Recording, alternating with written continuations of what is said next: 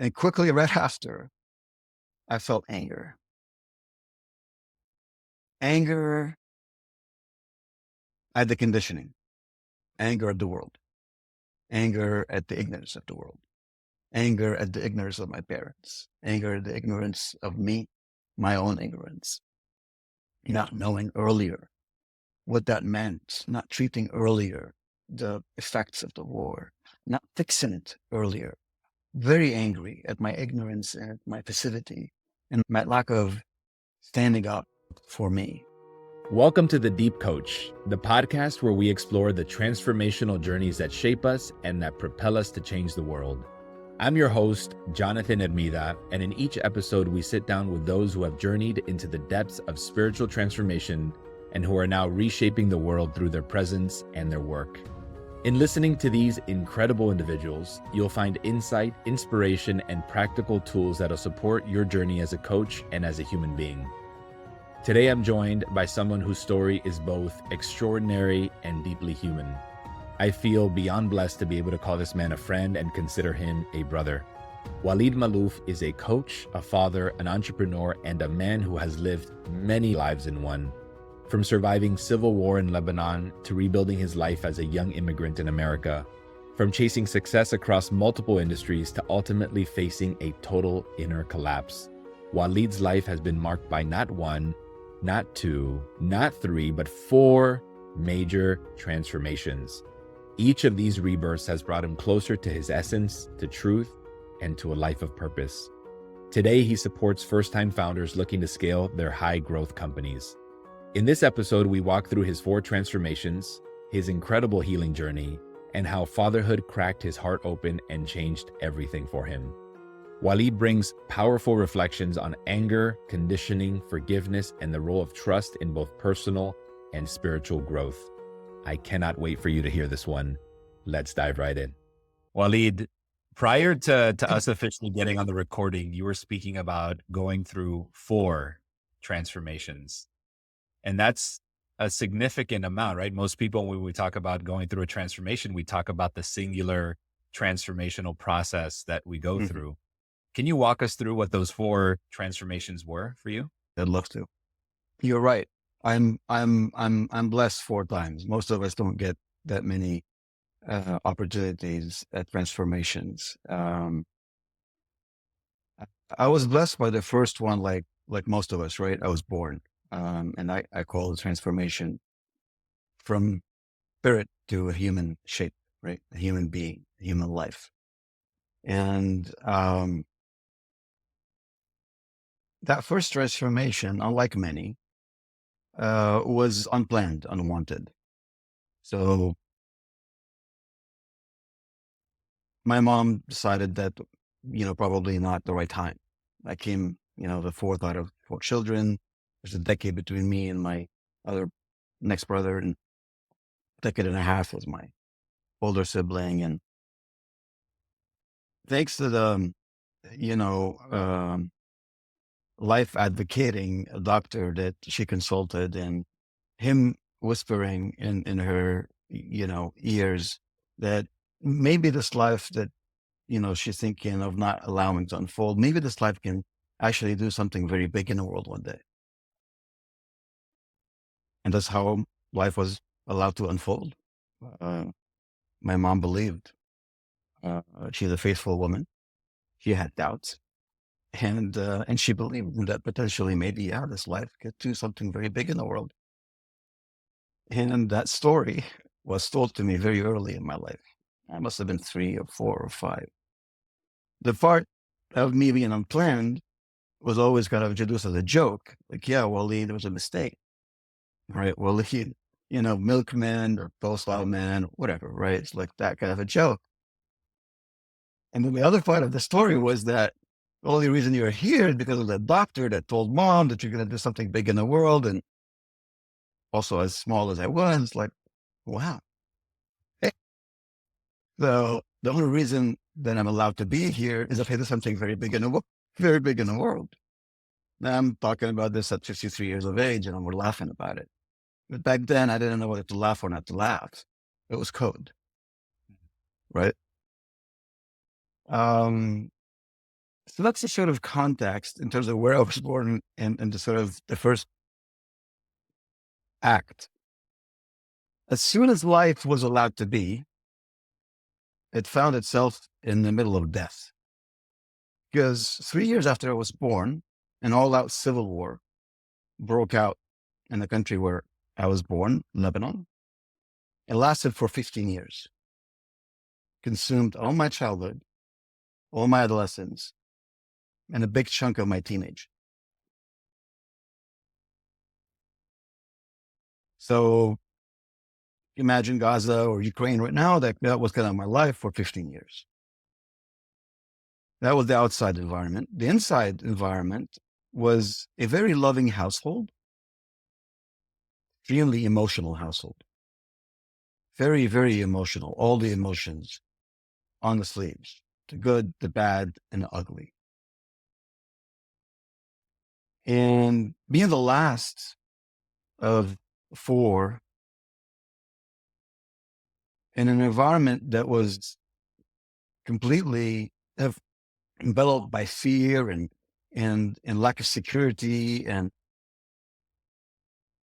in my sort of psyche are two things that really kind of mattered for me: is how to survive and how to exist. Like how to survive in the world, the inside world and the outside world, and how to exist because I'm kind of unnoticed, like unseen, unnoticed, not unloved. But I don't know that for a fact. But if my mom had devil thoughts, like after like the war broke out and I was around here like a kid, like she probably must have thought like, I wish I didn't do this. It's a big liability. And so to say that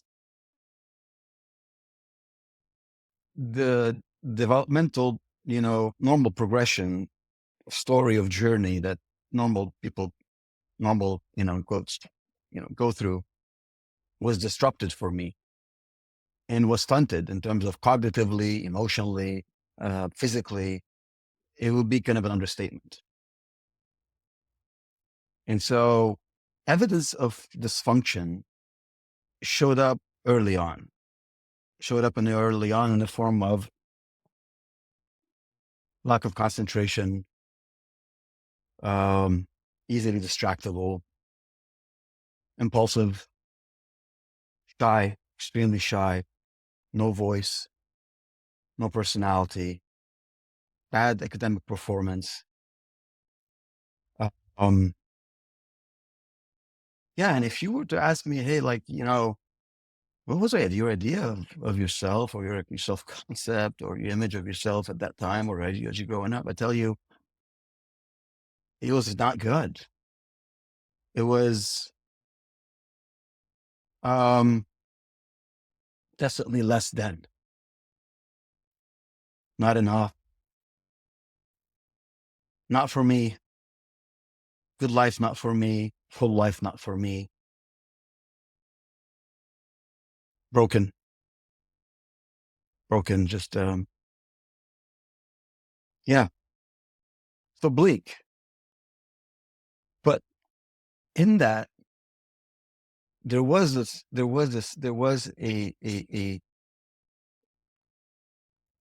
don't know about a light.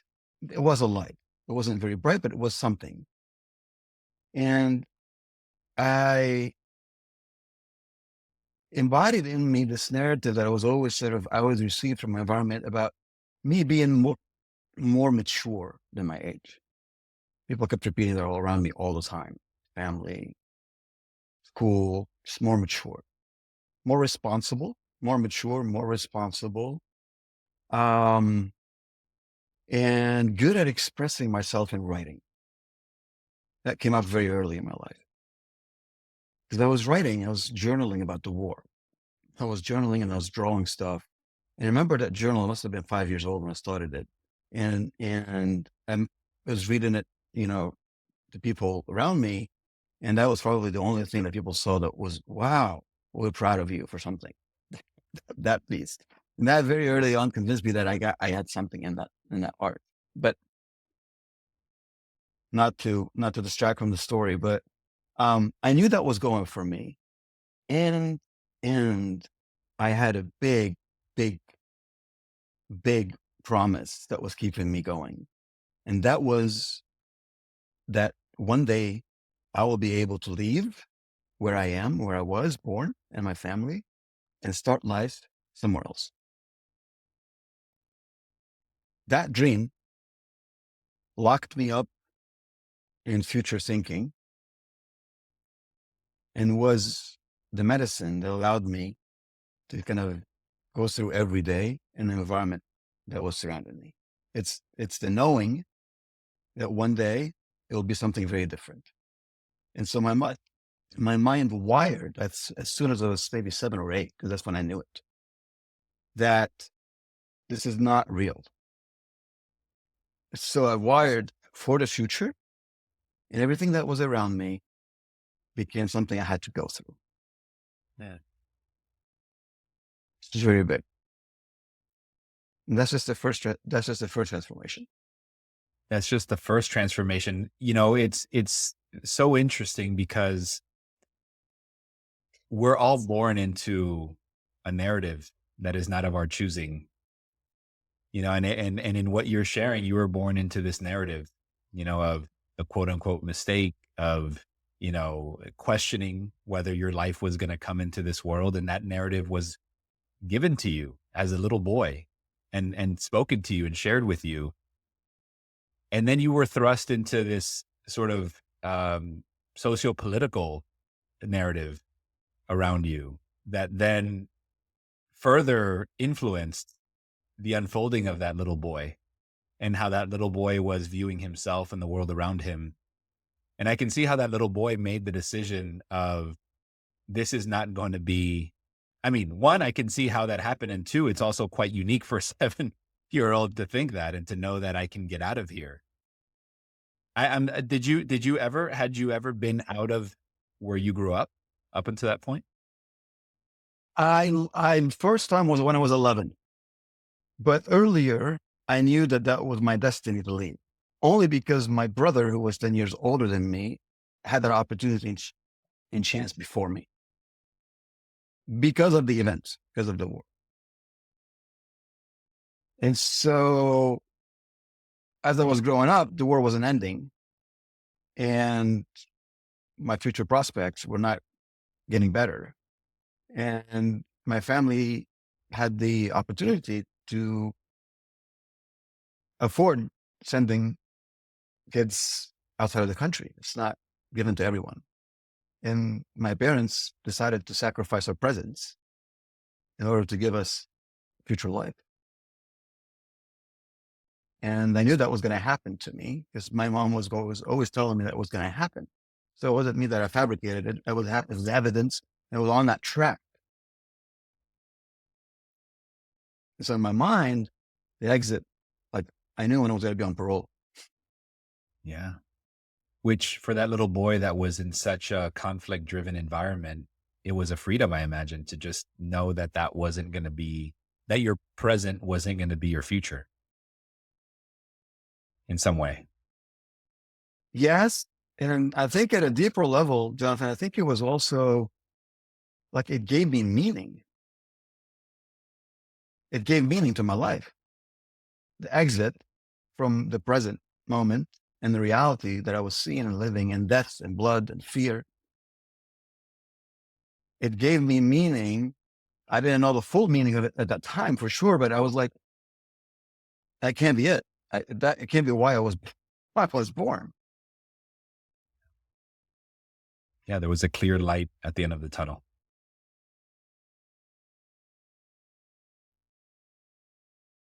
So then where was transformation number 2? April 14, 1989. That's when that day came. That's when 11 p.m.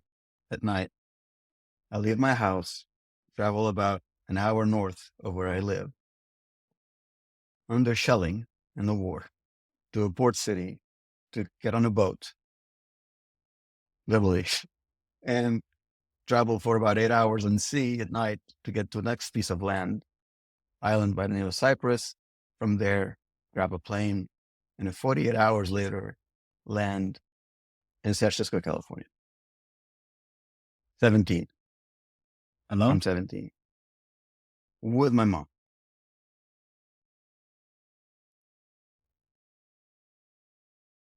Landing on that airport on that day truly felt like a second rebirth.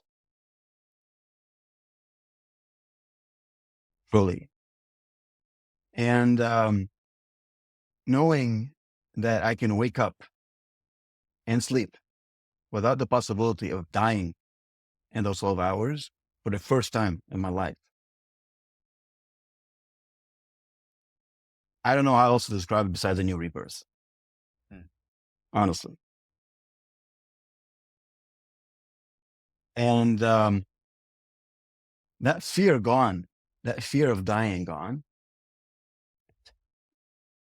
and that knowledge that you can play the game without fearing of it ending at any time. I mean, you get to play it very differently. You get to engage very differently. There's more life, more excitement, more joy, which I didn't have for 17 years.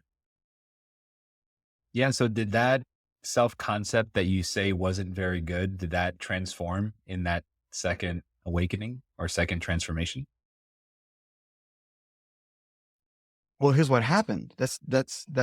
So I go from nothing, I go from zero, and here's what happened. So I land, don't speak English.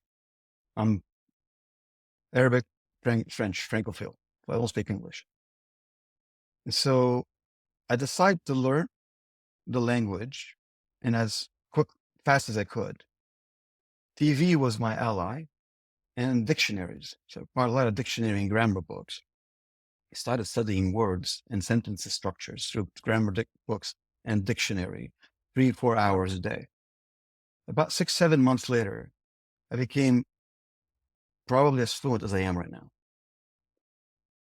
Extremely intense. And I started going to high school immediately and receiving knowledge in English, but not learning anything because I couldn't understand anything. So I'd go home and try to piece out the lectures word by word. I take notes. I don't take notes. I take words. I go to the dictionary and piece it all out. So it was a very kind of, birth by fire in a way, if you want, right? But I wasn't feeling the pain of any of that.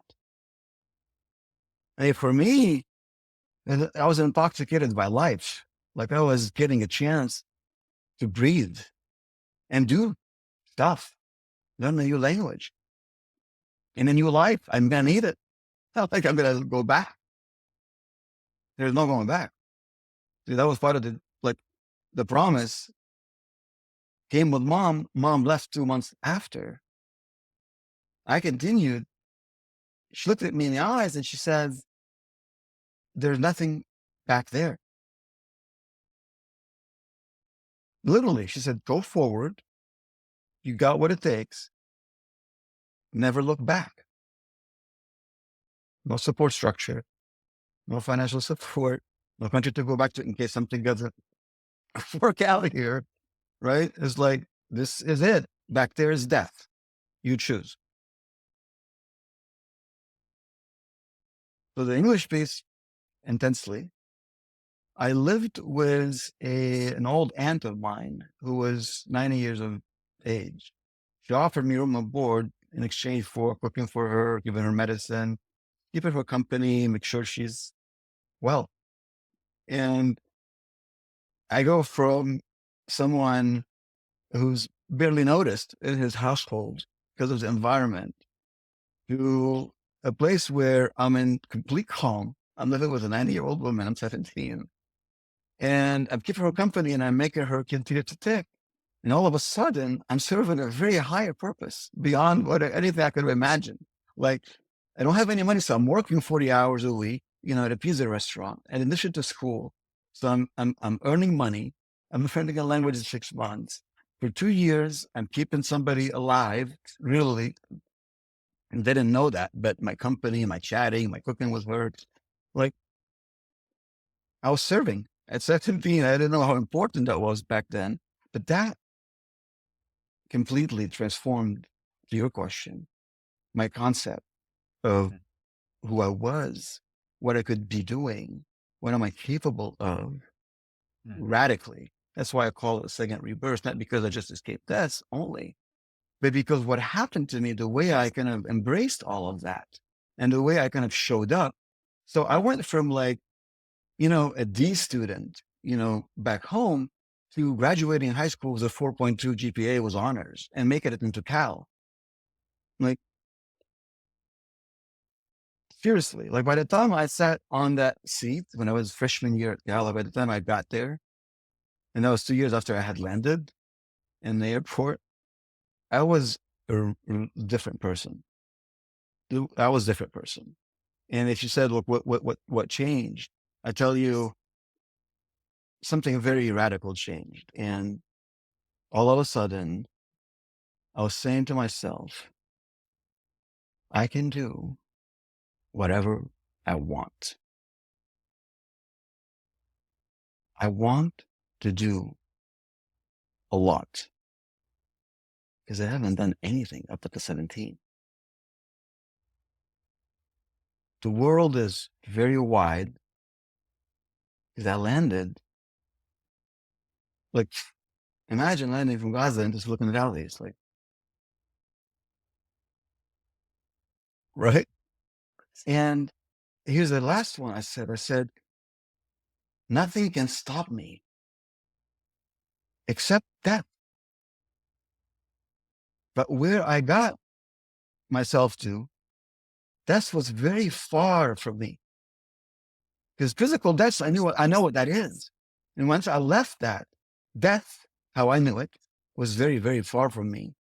Physically, in my mind. I didn't know that back then. Wanted to shut that completely, lock it, bury it, forget it. Never happened.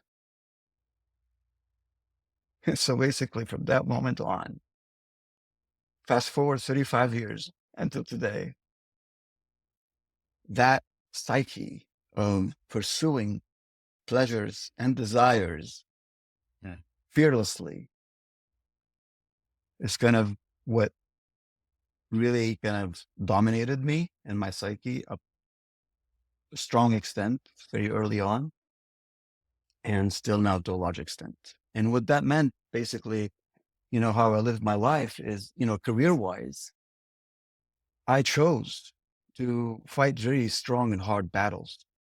I looked for challenge. I looked for impossible tasks. I looked to serve causes, and I looked to contribute really meaningfully in people's lives, regardless of promotions, of gaining more power, of gaining higher salaries, of gaining more wealth. All of that did happen to an extent, but that wasn't never the driver.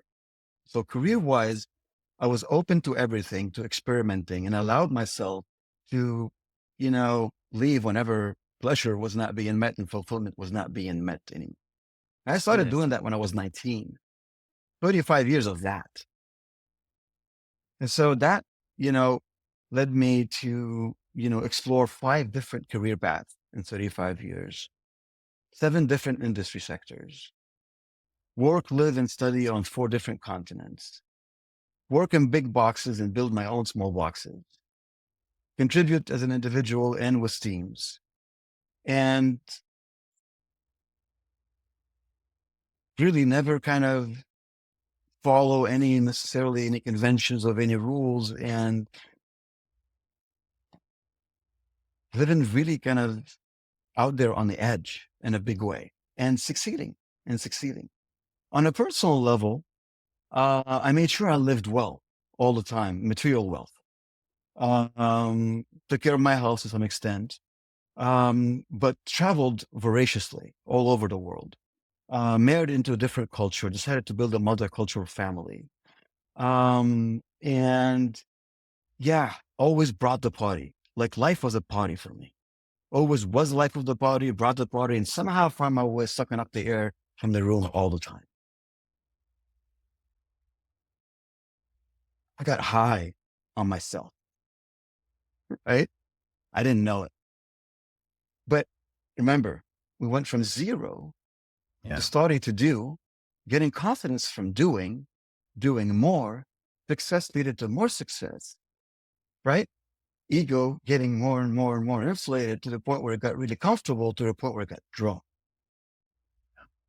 Yeah. I wasn't noticing that. Subconsciously, what was going on is that all of that power, or all of that sense of outside power, as intoxicating as it was, almost offensive to others, to be honest, almost arrogant, was not real, was fake. Because underneath all of that, I knew that there was fear and there was feebleness. I couldn't put a finger on it. Fear showed up in my ease with public speaking for a long time. Very good public speaker. People applaud, messages went through, really good public speaker. But the work it took me to get up there on stage and deliver, not as much as it took to learn English, but was that kind of work. I was flying high with no engine in the plane. Every time I wanted to go higher above a cloud, I had to make up the engine. Negotiating big deals, managing big teams, seeking to power from someone who had no voice. All of that took a lot of pain, stress, overwhelm, anxiety, panic attacks, the work, depressions, burnouts.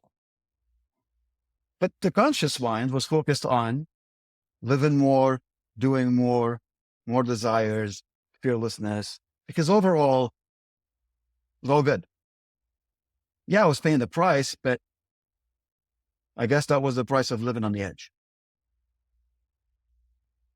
And I guess I keep standing up after the fall, so I get resilience. And that's a big thing. So I'm gonna lean on that. Yeah, the trajectory makes perfect sense because you leave war-torn Lebanon at 17 years old and enter into an America that is just thriving, right? Capitalism is just like exploding post Reagan. People are making a ton of money.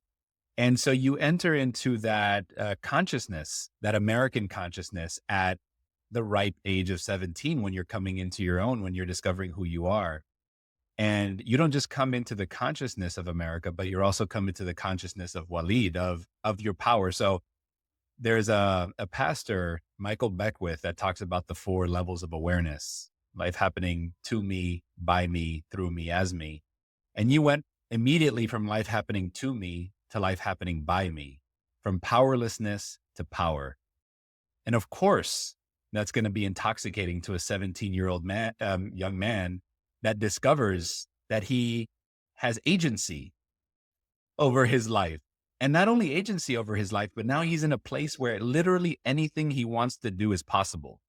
Anything he wants to become is possible. And then he's taking steps, and that possible is becoming reality.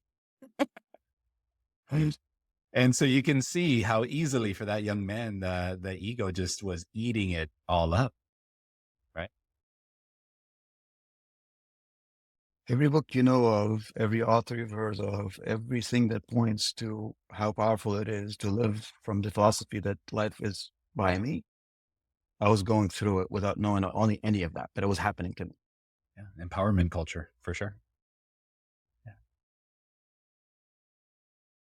To the extreme. And you said it, from the very early on, instead of being tied up and said, you can't and be careful, I had no choice. Mom said, there's nothing going back. You got it. Go. That's it. Untethered. And she was very removed and distant away from her and my father and my family to advise or guide or have an opinion about anything. So the sense of parental control over the future disappeared at 17 also. That's why in my brain is like, I could do whatever I want. Who knows? Who can, I mean, I just got to experiment, I guess. Figure it out. Yeah. So what was the breaking point? I don't know if it's a breaking point in the sense that we understand it to be. That will come in a bit later, but there was a breaking point in the sense of my personality expanded or my identity expanded and my ego didn't stop, but expanded even more. And then it got me in trouble. I'll tell you in a minute how it got me in trouble. But the third rebirth, the third transformation happened on May 14th, 2013. And that was the day my first son was born. That was the day I became a father. Fatherhood happens to a lot of people. Hit me like a ton of roses.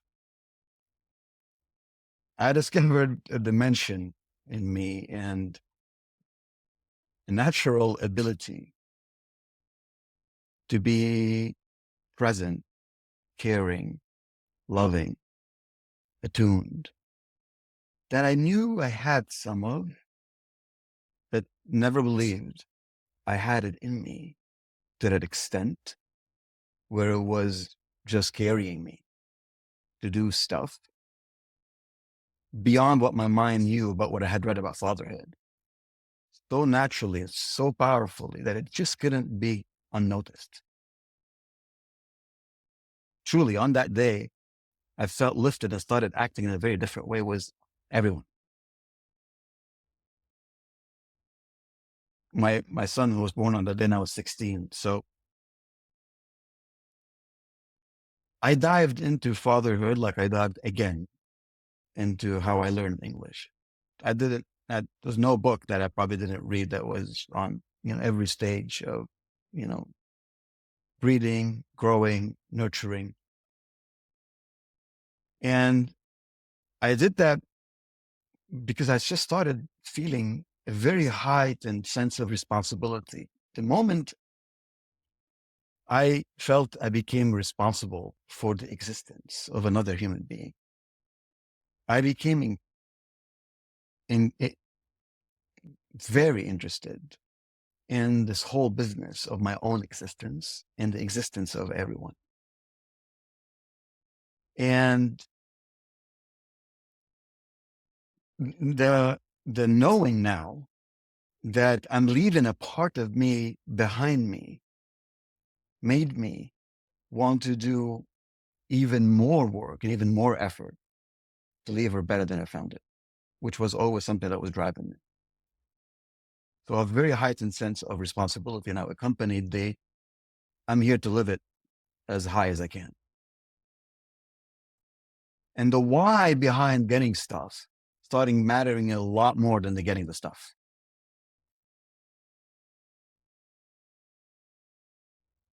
So I studied fatherhood. I tried to live it every day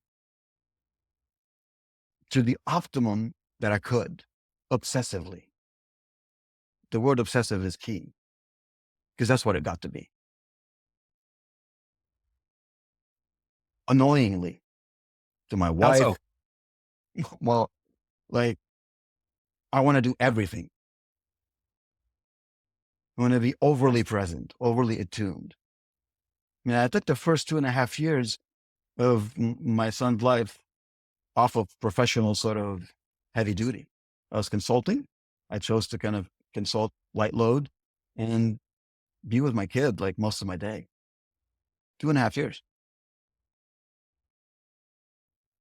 I had exited from business prior to my wife giving birth, so I could afford to do that. So it worked out well. So I always made sure I could afford my will, and my will was to be with my kid for 2.5 years, and I made it happen. Again, right? I could do that. Like, big deal. Big for the ego, right? 16 years into the fatherhood business, about 6 years ago, my ego convinced me that I could go out there and do something that very, very, very, a lot of people had tried and failed at. And I had decided that because I had figured out this fatherhood business better than most, maybe I stand a chance. And I decided to go out there and work with teenagers and help them self-discover and self-lead as early as possible without the conditioning and the programming, and write their own journey. And I wanted to do it through adulting physical boot camps and AI applications. That was 6 years ago. AI was not even the thing, or it was, but I didn't know what was carrying me at the time and what was, that dream, I felt it in me like I've never felt anything. And I had a bunch of them in my life ever. It was lifting me. It was in my mind. I was dreaming about it. I was waking up with it. I was talking about, I couldn't stop. And I didn't know why until later. But essentially, now that we've been chatting about the story, what I wanted to do, because I had been working in the coaching business for about 6 or 7 years up until that moment when I decided to do this business. And I had learned about all these tools and all these frameworks and all these methods that are very helpful to people who are self-leading that I didn't have. Just, I was just going at it. Rough way. There's a lot of bruises. Really, a lot of broken glass and a lot of blood trails, just like awful. And when I got to be in a people business, I was like, it's all there. Why are people doing more of that? Right? And I was like, I knew why, but I was like, okay, teenage is where I want to go because it's before the conditioning life experiences. Right? But what I had forgotten is that, unlike me, people don't start at 0 at 17. The programming starts much earlier. Right? And I start 17, like, oh, perfect moment. Like, no, too late. I knew that by doing it, obviously. Right? And I forgot one essential truth is that we hardly truly self-lead by choice, even when it's all in front of us in terms of what is it that we need to do. Because in my experience and in countless people's experience that I know, we truly self-lead, maybe get to do that by accident, not by choice. And what happened to me, the way I was leading, more or less, by accident. People are not born into war. People don't leave home at 17 and go from this to that. I forgot all of that. And I said, I'm going to go out and do this. I could defy nature. I discovered that I couldn't. It's not the first time I discovered I couldn't defy nature, because I tried many times before. This was the time that broke the edifice. How so? The ego could not stand the thought that I chased yet another unrealistic dream at midlife, like I had not learned yet.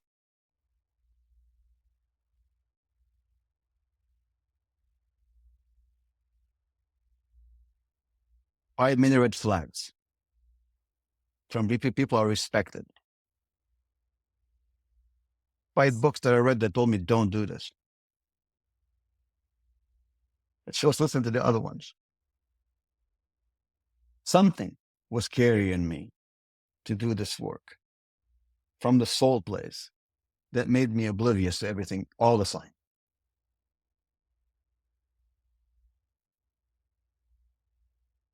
Something was telling me self-discovery, self-leadership early on, liberation from fear early on. That will change the world.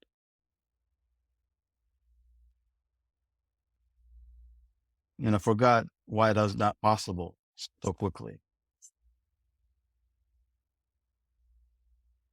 And waking up to that at 50, after my ego had known that it was now I'm smart, like I'm not nothing, like my ego's not where I was 17 years old. I was like, I've built businesses, I've led teams, I've traveled the world, my God, like, and this thing about teenagers, I got it because here's what others don't have is this father who's fiber that I discovered in me that will allow me to penetrate.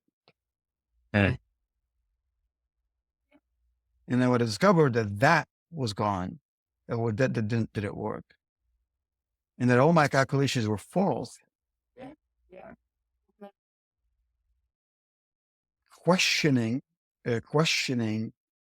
the sort of how I was doing things and how I was operating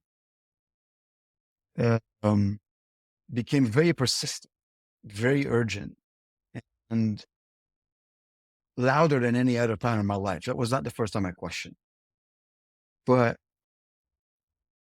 I just didn't understand how I was able to allow myself to do something like that. I had been bruised once before, about a decade earlier, but differently. I had a financial bankruptcy that wiped out a good $500,000 just like when I was about to start a family because of impulsivity, impatience, and bad calculation. That damaged the ego a lot, and you know, pushed me to question, but didn't shake the edifice, didn't cause the earthquake that said, this can't work. I can't continue like this. I cannot continue to see it wrong. Very troubled. Lost complete concentration. Lost ability to plan. Complete disassociation from family, from kids, from any conversation. Heavy depression. Health-wise, every indicator was flashing red everywhere. Immune system flared up. Gut system flared up. And the one worrisome thing that really caused me to really panic was the lack of ideas to pursue, lack of pleasures to pursue, lack of excitements to pursue. It's as if this creativity, this pulse, this thing that drove me for 35 years was becoming extinct. I could see nothing anymore. As if like this dam I was holding broke and this resilient thing, flat, nothing. I guess, if you're on your deathbed and there's a machine, right? And then the line goes like this. That's kind of how I felt. Everything that was before now was up for questioning. To the point where I started asking myself, is this big enough now for me to kind of maybe seek professional help? Like somebody that can help me mentally figure out what's going on, or maybe give me whatever. Don't want medicine. I don't want medication. I've seen a bunch of people take medication in my life and I didn't see it work. So I was like, not my thing, but I was like, something to help me figure it out. I was like, what's going on? I didn't recognize it to be so bad ever. That was the first time when kind of called up a professional counselor, psychologist. I described what I was going through and started having the conversation. And that first conversation marked the transformation that, is most relevant to us and what I call the fourth rebirth. So this one conversation kind of led to hundreds of other conversations with dozens of professionals. You know, one modality led me to discover another modality, and one book, 10 more books, and one guru, another guru. And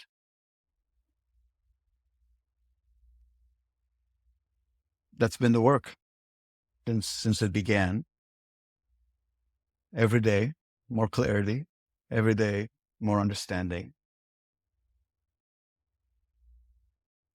We can talk more about that, but that's been where I am, and this conviction, this discovery, first of all, of this work, and this conviction that this work, and ultimately, is, my opinion, the only meaningful work to do, has convinced me that this is going to want to do going forward, not just on myself only, but whoever wants to partner with me to do it for them. Very, very powerful stuff. Very powerful stuff. So this old identity, this old ego, this fearless warrior pursuing pleasures, not 100% dead at all. Yeah. But it's not about that anymore. It's not about that anymore. Yeah. And it's pursuing that without that being the thing. And it's a very different game. And so I'll stop here and let you poke where you love to poke. Oh man, there are so many places to double click. What an extraordinary life. Yeah, and on so many levels, because it's really a life fully lived courageously. And I say courageously specifically, I was going to say fearlessly, but it wasn't fearlessly, because courage implies there is fear along the way. And courage is facing something, the unknown, and moving forward regardless. And you, from day one, have been facing the unknown over and over and over again. Right? Like those rebirths were the marker of entering into a new unknown and stepping into it. And then even the micro unknowns, micro in quotations, because, going bankrupt, losing $500,000 is no joke. And that's a huge unknown with a growing family. And what I can only imagine is a ton of fear, a ton of worry, a ton of stress. There's something that you mentioned in a forum prior to our call around anger, around a lot of anger towards people, circumstances. Mm. Can you describe that anger a little more? Yeah. Yeah, sure. The anger, relatively new thing for me. It's not that I never felt anger in my life before. I think I felt it in a lot of ways, a lot of times, but kept it as opposed to expressed it.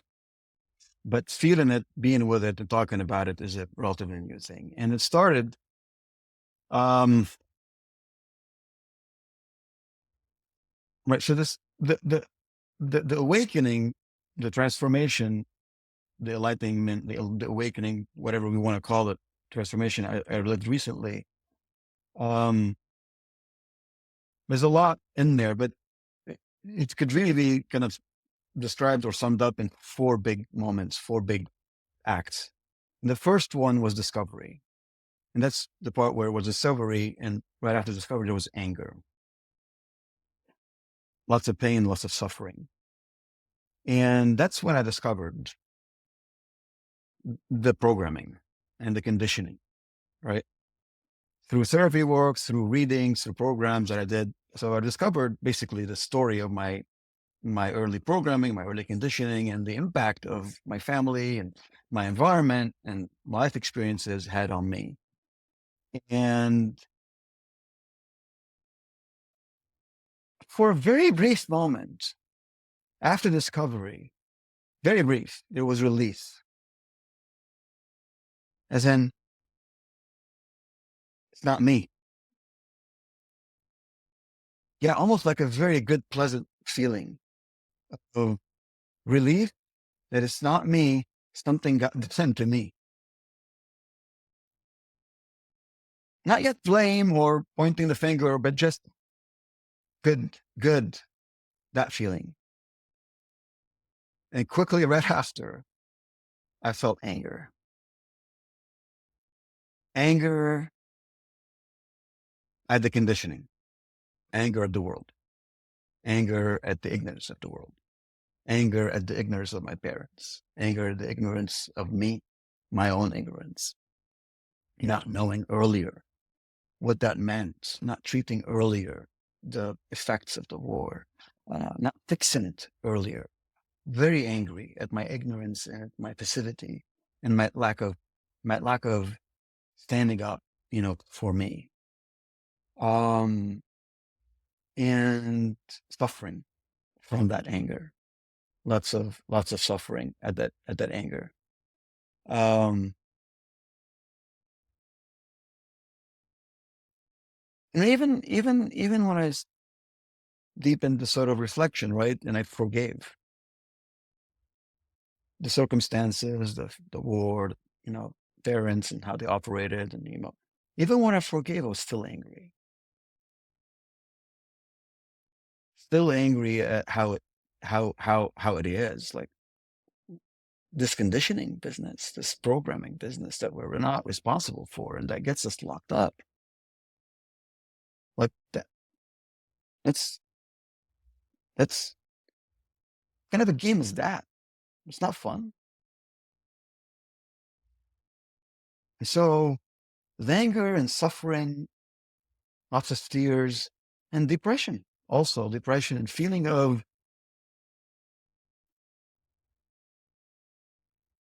betrayal in a way. Like what a farce. Like a bad trip. Like we can't move forward and be bigger because of the programming that we didn't ask for.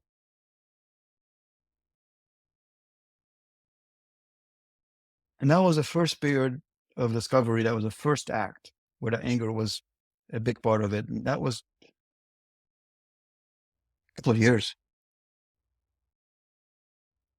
And how not did every you day. how did you alchemize that or process it?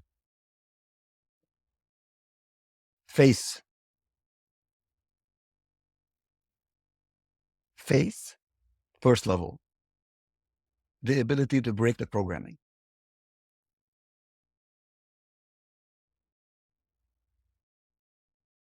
My brain would not accept that this is where it stops. So intellectually, I had to find a solution. So I dug deeper, more sciences, more psychology, more spirituality, more ontology, more brain science, more neurophysics, name it. Again, like this is the intense sort of, I want to solve it. Like I want to learn English because it's my new life. I went at it was that kind of intensity. At one point in time, I was working with 4 different therapists on 4 different modalities for about a year and a half. Somatic, EMDR, attachment, IFS, whatever. Hmm. And then I started believing in that it's not game over. It's accessible, but I don't know what it's going to take to access it because not a whole people are. Very difficult. It's very difficult. And so it wasn't a home run. Like it was a big deal. It was a lot of fighting, inner fighting. There would be something that would make me hopeful, and then I'd do something else that would make me feel despair again. And then I'd have a week where I'd be feeling really good, where I have evidence of it's definitely a higher being walking around here today. I could see it. Family would see it. I'd feel it. Yeah. Yeah. And then there's a week would be disaster. I'd lose it.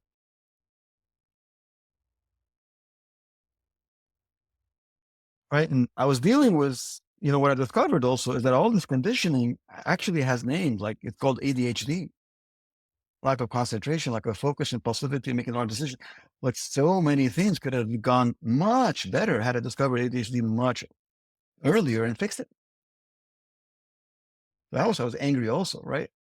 And discovered I had something called CPTSD, complex PTSD, not just one trauma, but a nice bouquet. And what was it like to be processing all of this with a young family, growing family?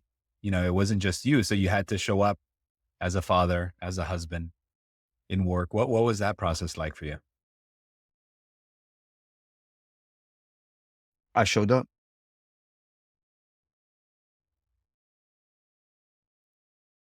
I showed up.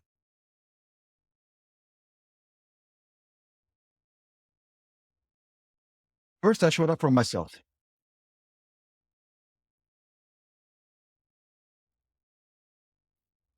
I was advised to take a bunch of medications and specific medications I call medication that I decided to take. And that was meditation, journaling, and yoga, right? We call those transformational habits, right? Disciplines, whatever you want to call them, practices. I just started them very early on. It's been 5 years right now. It's been a daily ritual. And I made sure like that space was non-violatable. Like it was at 4 o'clock in the morning, wake up till 6:30. That's my time. And I did those things. And I'm only saying that, and I'm only explaining it because that's what allowed me to show up for the rest of the day.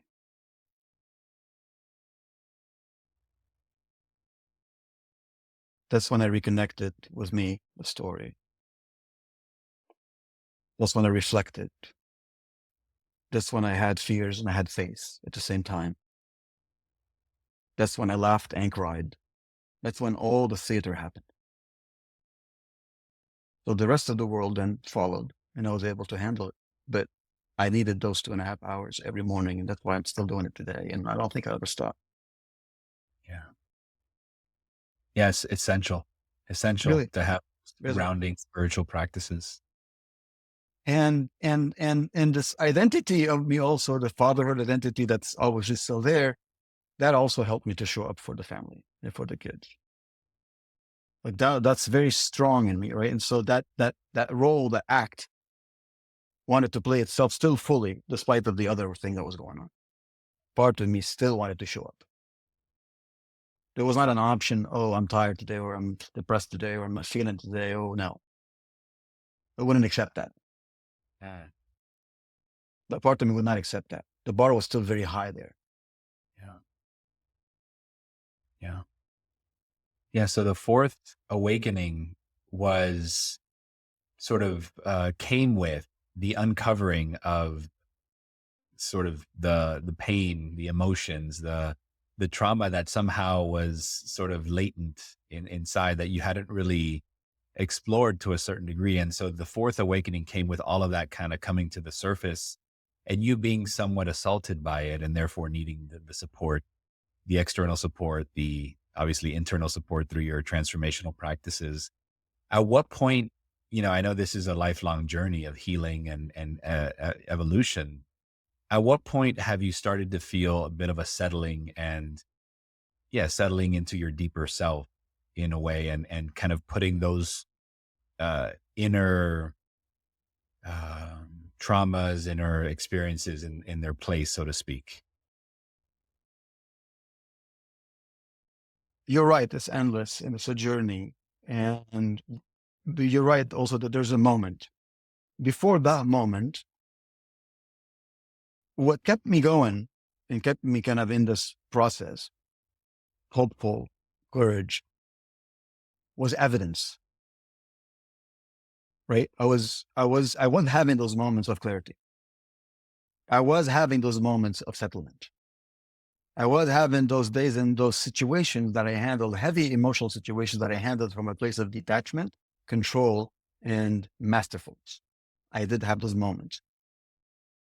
When those evidences increased and became more in volume than the normal code, I started feeling a bigger shift in me and a stronger faith, again, is the word.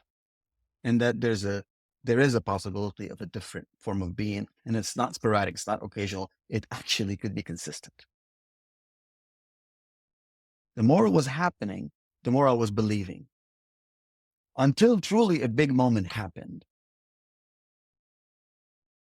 where there was truly a before and after in terms of how I decided to kind of run my life after, because it was very powerful evidence and a very superior form of being, led truly, feeling truly, first time ever, led from the soul, not from the mind. Powerfully, very powerfully. When it comes to spirituality, this is very new to me. As a matter of fact, I had put a cross on spirituality a long time ago because I had associated it with religion. And I come from a place where religion created civil war. So I always had been hesitant about all of that business, right? And when I got to Berkeley, I got completely cured. And right after that, with my life, spirituality never really had a place. It was resilience. It was always very soft thing. The work got me closer to my third dimension and the connectedness between all three, mind, body, and soul. But the moment where I was led by it solely is at a very, very high emotional moment for me that I've always thought about it as would be a devastating moment for me. That's when I was going to lose my parents. Very strong relationship with my parents. Out of my 53-year kind of existence, I only saw them for about 20, 30, was living my life, saw them once in a while, right? Never really lived with them. You know what? I don't know what I'm doing. I don't know. Seeing an age, they're seeing me grow, but the relationship of love, they can't guide me. They never told me don't do anything. I wasn't lighting the world on fire. I was being successful in their book because in their book, I was supposed to be either in a militia or dead. No matter what I was doing, they looked at me with blessings. So I had a very good relationship with them. And then my dad made it all the way to 100, God bless his soul, right? And I was very attached to him. And he was the one person I really called at least once every week. But all the way up until he was that died. And so as I was going through this, he was going to approach 97, 98, 99. And I was feeling like this is going to be devastating because he's really going to. And I have a relationship with my dad that's specific because in his type of personality and his character, he was the calming force in my childhood and adolescence. So my mom was the fearful, anxious about anything that would happen in the world, let alone a war outside of our house. And dad was it's all going to be okay type of personality. Right. And so I was very much reassured by him in my, childhood. I didn't know that. And so our relationship together grew stronger in adulthood as well because of that feeling. I always felt an effect with him. It was different. So I hear one day that he got COVID, 2021. Guy's 99 years old. Couldn't have a vaccine.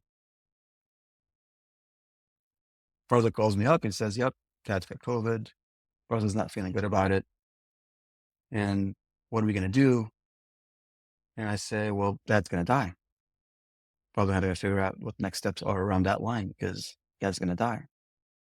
And the way it came out from me, it was like he was asking me, hey, what did you do this morning?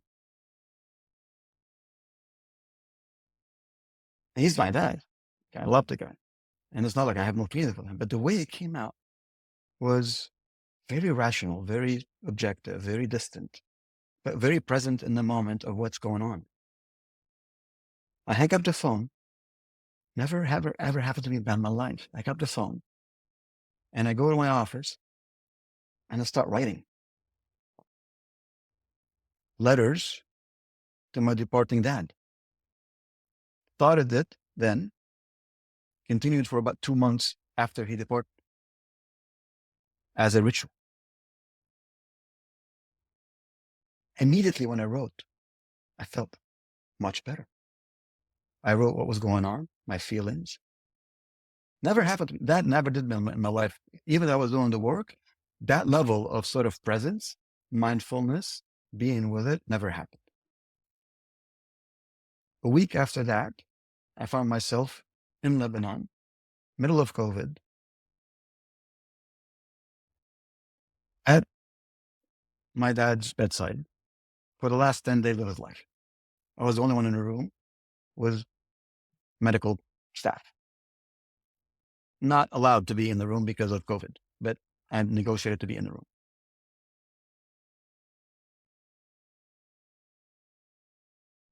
And never felt a moment of sadness for 10 days. It was gratefulness. It was joy. It was celebration of a 100-year-old man's life. It was a bunch of thank yous. It was a bunch of reassurances. Never had I played that role in my life, ever. I didn't know how to do it. I didn't know what I was doing. I'm not sure how I got the power and the force to kind of tick normally and help my sisters and my family tick normally and reassure them and let them know that I know that dad's not going to suffer. People were like, because I had gotten to a point where like I kind of dissected his life and I'm like, overall, he's a good guy. He's a good guy. And usually finishes okay for good guys, I believe. Right. So I was walking with that kind of a force and power that made me very peaceful with it. And then two things happened. He passed away. 6:20 on that morning of 19th of October, 2021. I was the only one in the room with the medical staff whose job is to basically close the lids, unplug the machines, and next steps. And I was the only one in the room. My sisters were advised to leave the room because of high emotional moment at that moment, right? And I was like, you know, it's a very manly society, right? It's like, you know, the man stays in the room. I'm like, okay, great. I'm not sure if I'm the most powerful now, but I felt it was powerful. But I was there and I was holding my dad's hand and last breaths, really last breaths, and the machine went like this. And in that moment, it looked at me, two staff, and it said, that was the last breath. I said, okay. And then the printout came out of the machine. That was the last persistent evidence. And they gave it to me. And they explained it to me. And I said, do you have the printout that shows his soul is in the air hovering over us?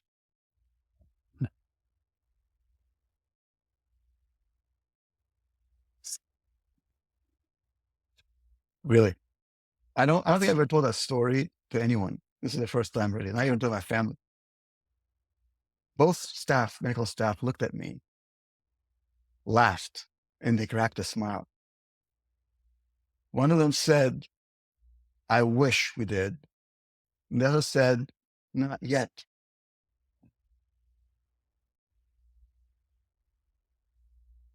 This guy's job is to do that all day long. And to be with family and to have tears and emotions. And this, I'm just sitting there like, where's the one that tells me what's going on now?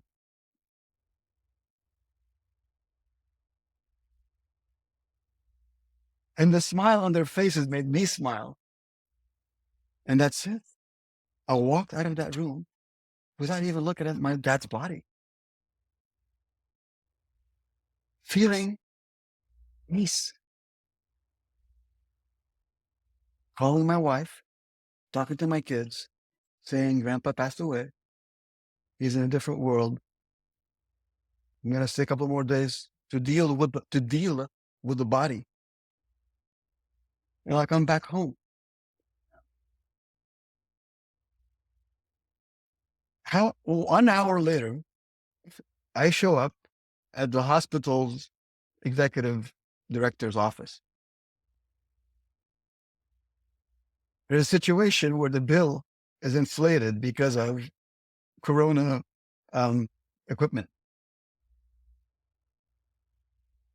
by 70%. And when I learned that from when I got to the country, I was like, that's not going to happen. Like, we're not going to do that. We're not going to be charged 70% more because of what I'm wearing in the room. It's not going to happen, and I'll deal with it later. And it wasn't this sort of ego, not going to happen. I'm going to fight for this and you'll see kind of me. It was like, this is not fair. It won't happen. It won't happen kind of a thing. Like I had a knowing of, like my sister told me this was like a big deal. I have to fight it and work with it. And I said, let's not worry about it. It won't happen. I asked for a meeting with the director many times. She refused. She finally accepted an hour after my dad just passed away. 6 in the morning. I walk out of my dad's room and I go into the office of the director after hanging out with my kids.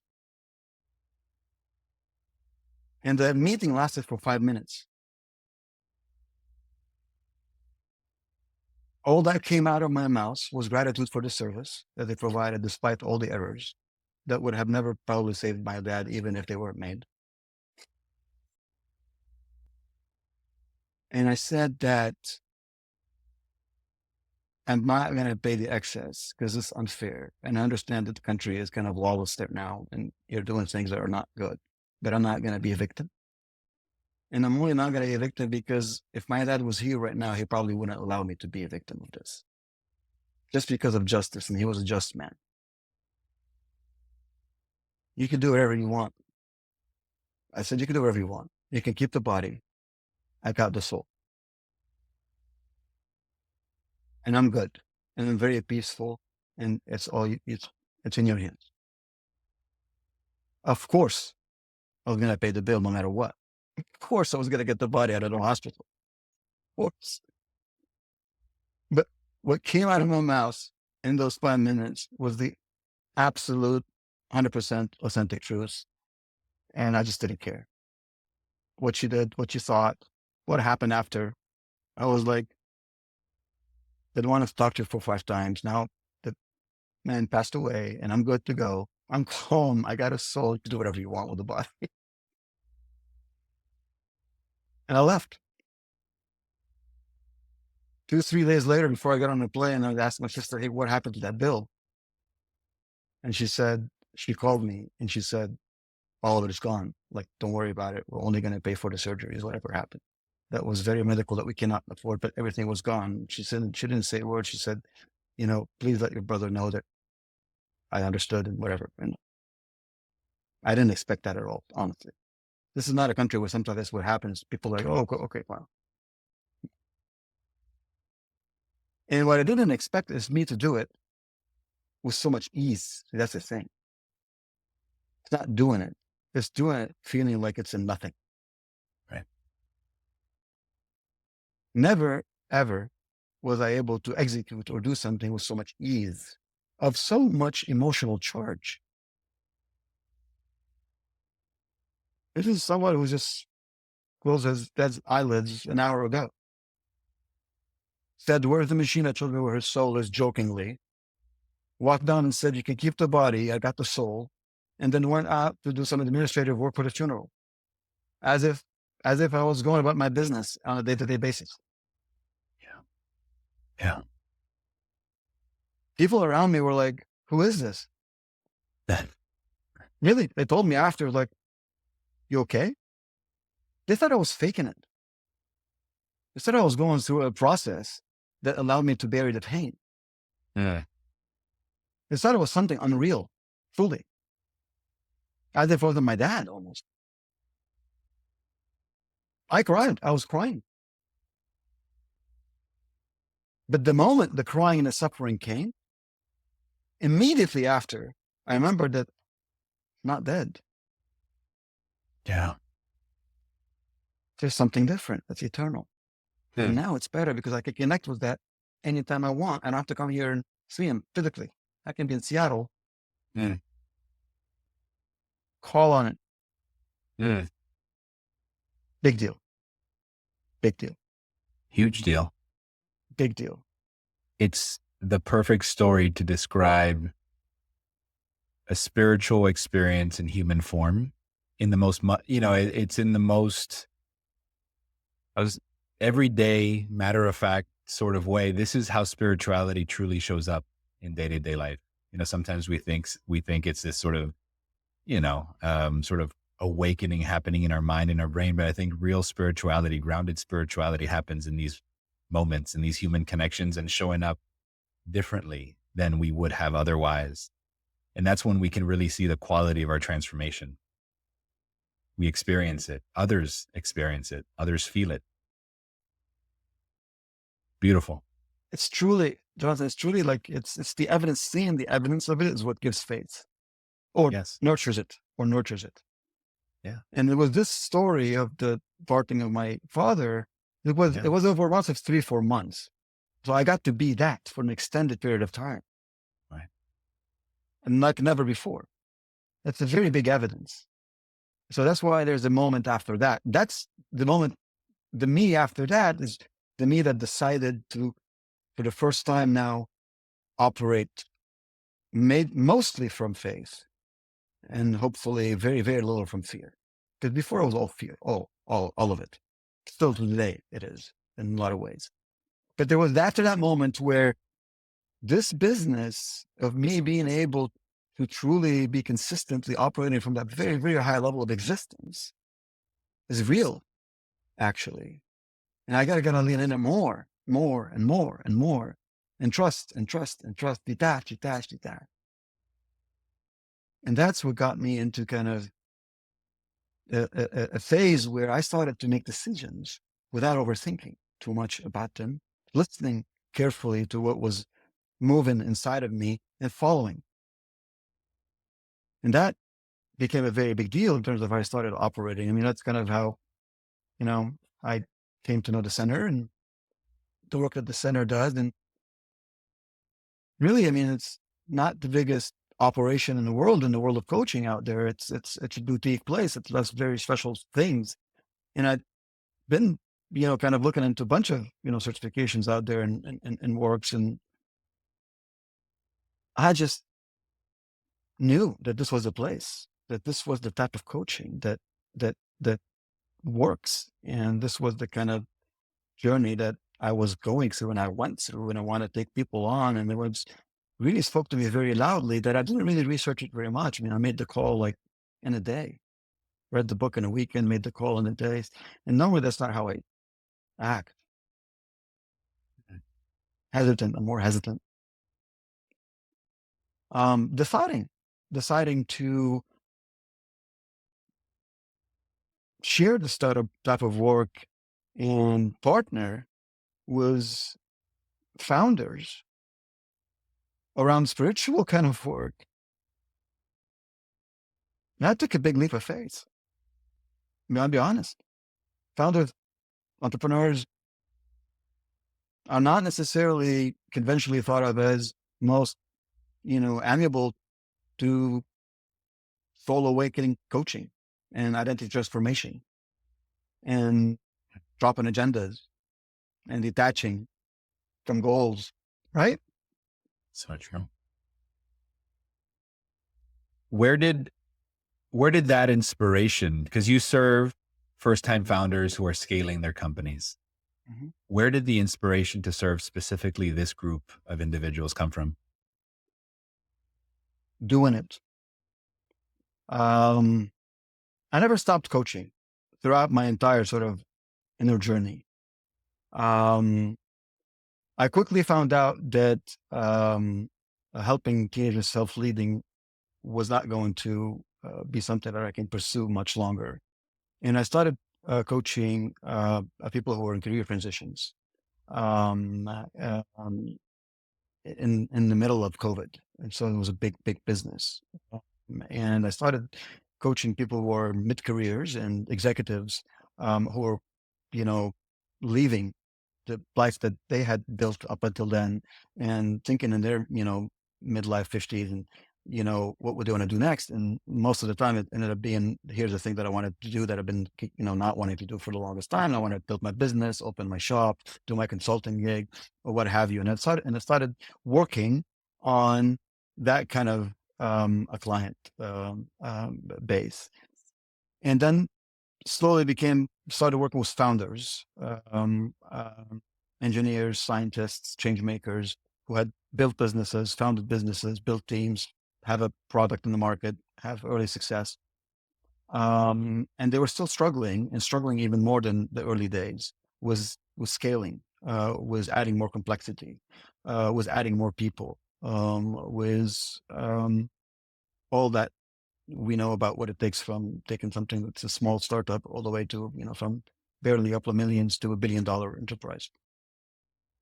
And by working with them, I found myself to be resonating a lot with their personalities and their characters. And some of their also mental, emotional, and physical stories as well.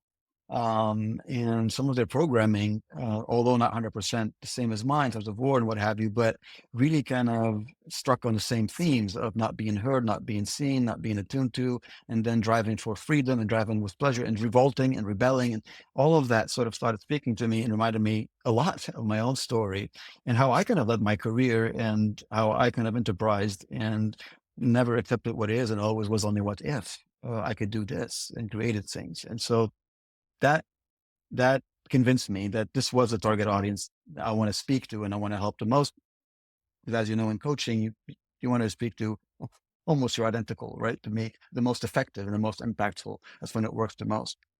So that, that's how I kind of got into that realization after a lot of experimentation and a lot of work with a lot of people and a lot of work on myself and asking myself, who do I want to spend a big chunk of my life with? Because I'm not going to do anything different than that going forward, and more of that. And so that became a big question. It's like, who do I resonate with the most because of what I share with the most? Who do I share with the most is kind of how I found that to be the case. And then I had to kind of ask myself the question, well, what type of entrepreneur do I want to work with? Right. And there's a bunch of entrepreneurs. I mean, my definition of entrepreneur is very, very broad and broader than probably most people in terms of an entrepreneur is anybody who can see, think, and take initiative to create something new, period. Whether you are doing it on your own, whether you're in a company, whether you are doing it professionally or in your personal life. So there's a very wide definition of entrepreneur, but when you found something, when you're founding a business and you're recruiting people and you're building a product, you're doing it for beyond who you are, beyond yourself. You're usually founding for beyond who you are. And so founders, not just executives or CEOs, was a big deal for me. And the next level of reflection was, I know for a fact that this type of work that I wanted to kind of do really makes sense for people who are in the business, or either they know it or they don't know it yet, but in the business of shedding one identity and trying to embody another one. And it has to be at a moment where I was at, where their identity is dead. Whatever gotten them to where they are is gone. And they figured out that they got to create something new. So the moment of, right, what we call the integrity crisis, like the identity crisis. And in the life of an entrepreneur, because I know in the life of an entrepreneur, there is a moment where you have to scale and grow what you started and you created or not. Yeah. If it's working, if it's getting traction. And that scaling is a very different business than founding. And it takes a very different person. 95% of founders don't continue scaling. And they either go on to do something different, or they get on the boards of what they created, or they stop in the business of founding. But there are few who get stubborn about this business, who don't want to lose control, who don't want to lose their freedom, who want to see their destiny and master it, just exactly how they dream it. And they know there's more in them. They know there's more in them and they feel they could do more. Right. And they've done already a bunch of stuff. They've got through therapy, they discover what might be their handicap, they've read some books. Contrary to kind of maybe public perception, founders are very introspective, retrospective people. They're very deep thinkers, extremely intellectual. And those that carry big dreams, I'm lucky to work with, they are very, very emotional and very sentimental and their senses are very there. They're not awake, but they're there. Right. And you can access them so easily because there's so many ups and downs emotionally every day. So you're just going to pick up on one of them and work with it. So Yeah. it's a very fertile ground. It really And you is. might think, and you might think that, this business, the importance of silence and stepping back and slowing down and no agenda, all of that might be contrary to nature, for them. And it might be something that they're wary about in the beginning. But what I'm finding out is that they can't get used to it, quick enough. And once they do, it becomes almost like an addiction. Yeah. It's like they want that hour. They want that hour and a half where they know they will maybe say very few and most of it will be nothing. But a lot of things also. Yeah. Yeah. So Especially for that demographic that are so in their head all the time, to have that space to both disconnect and connect at the same time, right? Disconnect from the mind, disconnect from the outside world, and connect with their inner self, the beingness within them. It is truly transformational, that space, for everybody, but certainly for that group of people. it's a very big deal. It's a very big deal. It's, some clients call it like it's a mental spa. They say it's a mental spa for me. Like it's a place where I come to energize, refresh, clear my brain. It's like a mental spa. Like I go to a spa, physical spa, massage, what have you. My hour with you is like refreshes me. Others call it anxiety pills. I don't like that very much, but I'm happy to be the pills Right, right, for right. anxiety, right? But right, but yeah, I mean, it's the only place where they can come and be totally naked. Yeah. Can't do that anywhere. Not even their family, not even their spouses, not even their significant others, or nothing. It's a very lonely business. Founding a company, leading a company, scaling a company is a very lonely business. And journaling internally is a very lonely business. And they go together very well, even better, with the help of a guide. Oh, so needed. So needed. Walid, what an extraordinary, inspiring life you've led. I'm excited for your boys to really know this story of yours in whatever form they get to hear it over time and the bits and pieces that they've already heard and put it together, because you are such a incredible example of just a human being that has lived so fully, so completely in so many different ways. And they're going to be so proud, if they're not already proud of you and who they get to call their dad and their father.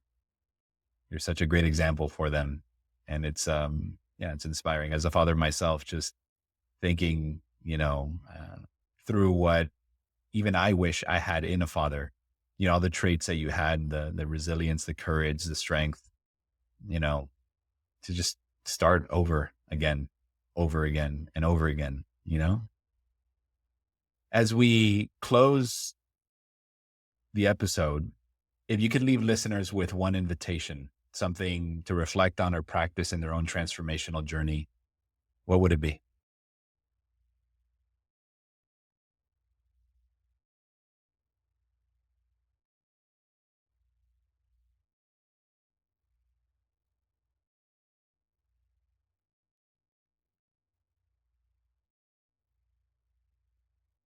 I would say don't get attached to the story, whatever story it is. Don't even get attached to the story of your awakening. As gnarly as it is, and as big as it is, and as much as the brain wants to claim victory for cracking it, I'd say just don't attach to that as well. And just remember. Remembering is a very big deal because it's easy to forget. But just the remembering of who everyone is at the essence. Me, you, my clients, my neighbors, yours. Remember that and be that. Remember love and be love. When I discovered that simple formula, it's a good one. Don't attach to the story. Beautiful. Beautiful. Is there anything you'd like to share before we close?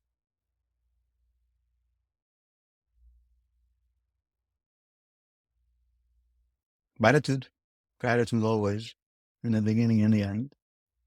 Appreciated this conversation very much. I appreciate you very much, as you know, and the work that you do, Jonathan, and who you are as a person. So thank you for hosting me. Thank you for listening. Thank you for being a sounding board. Appreciate you. So thank you. Thank you, my friend. I appreciate you deeply. Thank you. Thank you so much for being with us today. To learn more about today's guest, visit our podcast landing page at www.podcast.centerfortransformationalcoaching.com. You'll find links to their website, social media, and anything else they might want to share there. And if you're curious to explore more about our work, our trainings, or the deep coaching approach, you'll find everything at www.centerfortransformationalcoaching.com. A new episode of this podcast releases every 2 weeks, so please subscribe wherever you listen to stay up to date. Until next time, stay present, embrace love, and continue sensing into what life is calling you toward. See you soon.